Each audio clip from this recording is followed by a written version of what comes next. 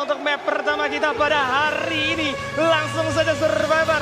Let's go, let's go, let's go. Kita meluncur menuju Bermuda. Let's go. Di mana ada garis pesawat yang berawalan dari keraton dan akan berakhir di hanggar. Yes, dan kalau kita melihat nampaknya kali ini dari arah pesawat yang cukup nyaman, seharusnya beberapa tim turun di drop zone juga tanpa adanya perlawanan dari tim lain atau mungkin bakal minim kejutan yang terjadi untuk di Bermuda yang pertama. Karena kalau kita melihat yang membagi posisi di sini hanyalah beberapa tim yang seharusnya hal tersebut sudah mereka siap lakukan apapun resikonya, Jo. Ya betul, dan kita melihat Onyx Olympus masih melakukan itu ya, pembagian posisi yang agak sedikit berjauhan satu sama lain, di mana ini membuat mereka akan mendapatkan informasi seluas-luasnya dan juga untuk menambah resource yang cukup baik ya. Dan seperti yang Bayu bilang gitu kan, di sini masih belum ada pergesekan atau yang tabrakan di arah drop zone-nya. Sementara dari arah factory kita melihat ada RRQ Kazu, sang puncak klasmen yang sedang melakukan looting tanpa adanya gangguan. Dan kalau kita melihat kali ini teman-teman dari arah RRQ juga masih cukup nyaman. Nampaknya di segitiga Bermuda mereka tidak akan bertemu lawan. Karena biasanya juga bakal ada Kagenra, tapi karena Kagenra tidak ada, kemudian Bigetron juga tidak mau bermain di arah segitiga Bermuda. Nampaknya mereka akan looting dengan cukup nyaman terlebih dahulu. Walaupun di sisi lain kita melihat tadi sudah ada first blood yang didapatkan, bagaimana kawan-kawan dari Dewa United Apollo sudah mulai dapat 1 poin pertama. Namun pertemuan juga akan terjadi kembali. Yang satu tembakan berhasil membuat dari seorang Gardu terjatuh. Gardu langsung ditumbangkan begitu saja dengan begitu cepat tanpa perlawanan yang cukup signifikan bahkan. Ya nggak masalah Bay, karena kita juga ini masih early dan dimana ini akan bisa di revive kembali. Namun ini akan menjadi informasi tentunya untuk teman-teman dari Onyx Olympus bahwa adanya pergerakan keong dari arah sana ya. Dan sementara itu kita beralih ke arah seorang Dix, di mana Dix kali ini dan juga Sensei di arah Sentosa masih belum mendapat gangguan yang cukup mengganggu mereka karena ya seperti yang udah tadi kita bahas, di mana drop zone-nya cukup menyebar ya. Jadi nggak akan ada pertabrakan untuk mungkin sampai menit keempat nanti ya. Di mana akan terjadi penumpukan mungkin di zona kedua. Betul, seharusnya beberapa rotasi bahkan di awal-awal kayak gini sudah akan terjadi pertemuan antara satu sama lain ya. Namun memang tidak seintens di fase knockout stage. Lihat bagaimana setiap tim ternyata coba untuk menahan diri tidak terlalu berlebihan. Ya masing-masing tim mengirimkan satu playernya saja untuk keluar dan bermain secara seorang diri. Tiganya akan terus melakukan regroup. Tadi kalau kita melihat ada Torat yang melakukan hal tersebut. Kemudian TW berserta dengan Onyx dan juga Bigetron. Tapi lihat kali ini nampaknya akan ada pertemuan. Darkol sang kapten dari Torat sudah mulai terbaca dari segi posisi kedai. Tembakan demi tembakan dari penggunaan Barawal akan coba dipaksakan begitu saja. Namun kalau kita melihat langsung diselesaikan dengan begitu cepat dari tangan seorang Ray.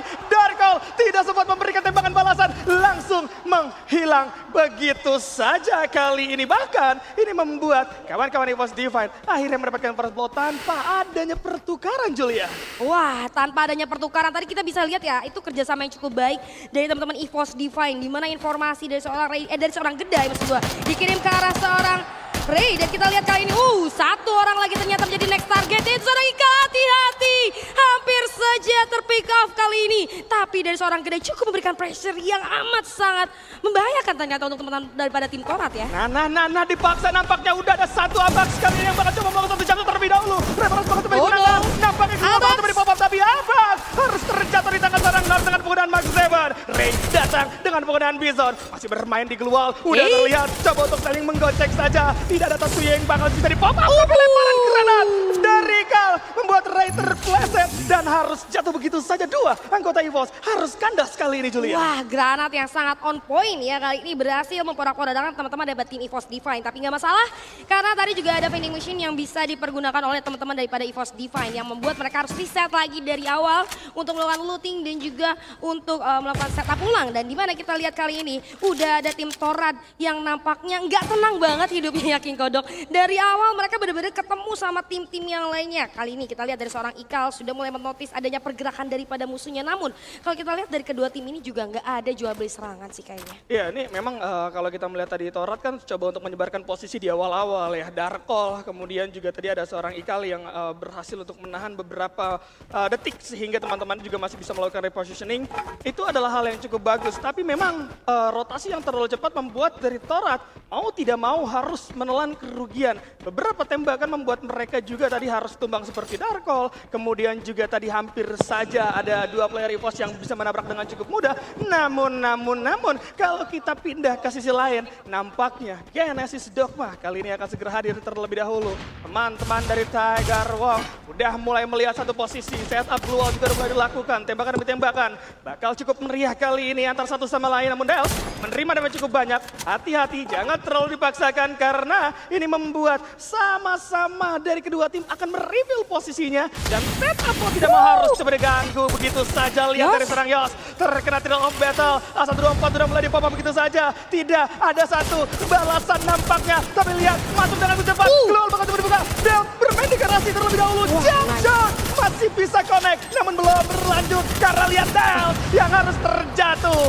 Di sana dapetin satu orang Del. Borgai juga melakukan penukaran nampaknya, namun cukup tenang dari seorang Borgai karena berhasil melakukan revive terhadap seorang Del yang hampir saja tertumbangkan dengan begitu cepat, Julia. Wah, tadi dari seorang Dels juga agak sedikit kebingungan karena posisi dari Genesis Dogma agak sedikit terpecah ya, dimana dari Tiger Wongnya berhasil untuk melakukan sandwich. Tapi kita lihat kali ini dari seorang Dels sudah hidup kembali, dimana kita lihat Tatsuya pun sudah digunakan, coba untuk berjalan. Irap terlihat jelas dan berhasil dijatuhkan oleh seorang Dels kali ini. Siapakah yang akan menjadi target selanjutnya? Looking for more, teman-teman daripada Genesis Dogma. Dan berhasil memulangkan Tiger Wong ke arah lobby di posisi ke-12. Ada apa Tiger Wong?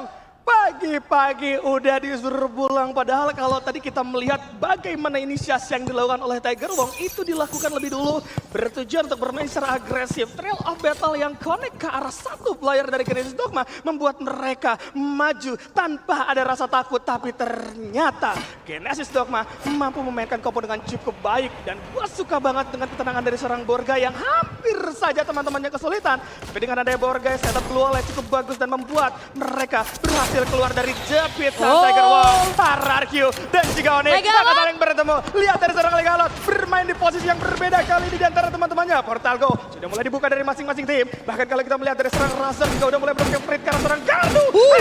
Hampir saja coba untuk berpindah tempat, tapi Legalot mendapatkan ke arah seorang Jack. Onyx hilangkan satu player, mereka tidak akan bisa dibantu karena posisi mereka terlalu jauh antara satu sama lain kali ini, Julia. Wah, ini Legalot sama Razor ngasih distraction dari dua arah yang berbeda. Ini membuat Onyx Olympus kebingungan. Dari Legalot kasih serangan, dari Razor juga kasih serangan. Tim dari Onyx Olympus jadi agak sedikit bingung. Mereka mau fokus ke arah yang mana terlebih dahulu. Namun kita lihat, terlihat Abai sudah langsung berhadapan, tatap muka. Satu tembakan yang masih belum connect. Dari sisi jendela coba untuk mencari celah, namun nampaknya masih belum berhasil. Di dalam rumah pun Razor berhasil ditumbangkan. Masih belum ada backup, namun sayang sekali tidak terselamatkan. Gardu! Abai mencari celah yang cukup baik sehingga Gardu pun berhasil dijatuhkan kali ini dan akan langsung di-end begitu saja oleh seorang Abai kali ini. Namun nampaknya dari Onyx Olympus no exit way sama sekali. Dan di sisi lain VSAK pun harus pulang di posisi ke-11 Boy Kodok. Astaga, VSAK kita tidak melihat apa yang terjadi dengan mereka, tapi nampaknya mereka harus diratakan di tangan MBR Epsilon. Kalau kita berbicara tentang Onyx, satu playernya masih berhasil keluar tadi ya, cabut karena memang sudah sadar betul bahwa dengan adanya posisi menyebar dari RRQ itu mampu membuat mereka dalam posisi kesulitan, sehingga dari seorang Gara yang memutuskan untuk melarikan diri dan menyelamatkan at least placement point yang mereka bisa amankan kali ini. Dan kita juga tahu masih bisa melakukan revive juga nantinya. Dan mereka masih bisa melakukan regroup lagi. Zona kedua menuju zona ketiga, ya nyari lootingan masih bisa lah ya. Masih bisa, cuman ya itu akan menjadi PR untuk mereka, di mana waktunya untuk mereka melakukan rotasi ke next checkpoint mereka harus looting lagi gitu. Musuh-musuhnya udah pada lengkap, udah siap tempur, tapi mereka harus looting dari awal. Ya nggak masalah lah ya, karena dari masing-masing tim juga punya strateginya masing-masing untuk melakukan setup ulang.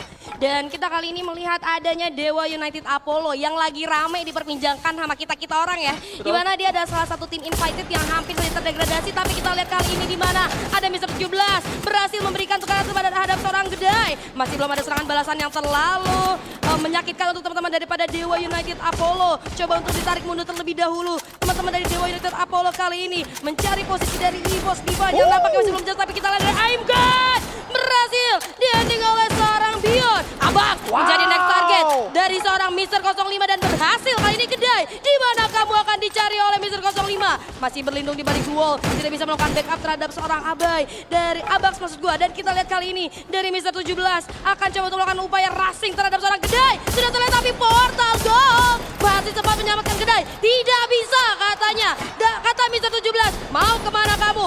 Aku kejar. Hilang juga dari seorang kedai kali ini. Iwan harus tumbang di posisi ke-10 kali ini. Aduh, sayang 1000 sayang. Memang ya, kadang-kadang tuh mantan yang membekas masih menyakitkan gitu kan. Itu dia, EVOS Divine tidak siap dalam pertempuran jarak jauh membuat dari Mr. 05 mendapatkan free sebegitunya. Kemudian Bion juga tadi enak banget untuk natakin dengan penggunaan Woodpecker. Apalagi SPD juga ada di tangan dari seorang Mr. 05 membuat pertempuran jarak jauh bisa diungguli oleh mereka dengan cukup mudah. Plus, kalau kita berbicara dari segi posisi, high ground place tadi itu dimiliki oleh kawan-kawan Dewa. Begitupun dengan EVOS yang bermain di low ground, tidak memiliki resource yang cukup banyak ternyata untuk menahan gempuran dari Dewa yang cukup all in. Tapi ternyata kali ini tabrakan lain juga akan terjadi. Lihat granat dari Sensei berhasil mendapatkan satu orang Razor di sana. Masih berlanjut. Bakalan Yukazu hilang. Begitu cepat di tangan Bigatron Delta kali ini yang tiba mengamuk Julia. Wah, pertandingan papan atas yang seru banget, namun sayang sekali RRQ Kazu pun harus menyerah akan kekuatan dari Bigatron Delta. Sementara itu nggak sampai di sana, Bigatron Delta harus reset lagi karena ada more team di mana Sensei tanpa berlama-lama langsung saja ditumbangkan oleh more team. Zero masuk ke dalam dengan Bosalgo, tapi kita lihat masih ada respon yang cukup baik dari teman-teman Bigatron Delta. Blue wall yang cukup on point kali ini, sementara seorang Azrael masih coba untuk menghancurkan blue wall yang dibangun oleh Bigatron Delta. Zona pun kali ini sudah menipis sedikit kali ini. Dan seorang Mahal coba untuk menghancurkan. Terlihat ada seorang Dix pun berhasil diculik kali ini dan Bigatron Delta dimulai di posisi ke-8. Emang kayak saudara gitu ya RRQ Kazu sama Bigatron Delta ya. Betul-betul, replacement selalu berdekatan tapi syarat juga harus tepat di posisi ke-7 di tangan Genesis Dogma yang sekarang sudah mulai mendapatkan 9 poin eliminasi akan bertambah. Lihat dari serang Jack, udah ada MP40 di tangan, satu keluar bekas dari pop up. Dels kali ini coba untuk melakukan regrouping terhadap teman-temannya. Kita melihat bagaimana pertempuran yang cukup banyak terjadi. Dan yang paling menarik adalah memang move yang dilakukan oleh Mob. Mob sampai zona ketiga tadi masih belum bergerak dari Clock Tower. Sekalinya mereka bergerak ke arah Factory, ada pertempuran yang baru aja selesai dan mereka mampu memanfaatkan momentum itu menjadi pundi-pundi poin eliminasi. So far itu adalah hal yang bagus dan ini bisa jadi pelajaran gitu ya. Lain kali yang di Clock Tower boleh diajak main dulu di early. Boleh diajak main dulu di early, tapi kalau kita lihat Genesis Dogma mereka dari early benar-benar survive banget ya. Bahkan bisa sampai ke saat ini gitu ya dan bertemu dengan tim-tim yang masih stay di 6 besar dan menurut gua dari Dels dan kawan-kawan memiliki strategi yang di luar ekspektasi kita. Tapi di sisi lain ada Nicole Olympus yang harus maju posisi ke-6. Ada apa ini ya dengan tim-tim papan atas kita? Di game pertama mereka berjatuhan, kita nggak tahu apa yang terjadi. Apakah mereka pemanasan atau kayak gimana, kita masih nggak tahu nih. Dulu Jul, maksud Anda yang lain ini yang sisa ini bukan tim-tim papan atas. Dari tadi nyebut tim papan atas mulu Jul. Lu jangan bikin gua jadi dibenci dong, Bay. Padahal emang iya. Waduh, tapi kita akan melihat lagi ya. Bagaimana ternyata zona sekarang sudah mulai terpantau, kemudian udah ada beberapa posisi yang memang sudah mendapatkan yang mana terlihat antara satu sama lain.